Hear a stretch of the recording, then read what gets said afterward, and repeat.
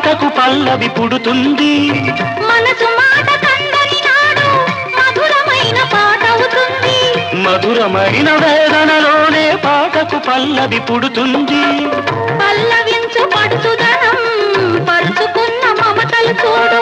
పల్లవించు పడుచుదనం పరుచుకున్న మమతలు చూడు.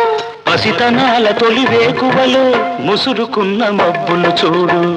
అందుకే ధ్యానం, అందుకే మౌనం, అందుకే ధ్యానం, అందుకే మౌనం.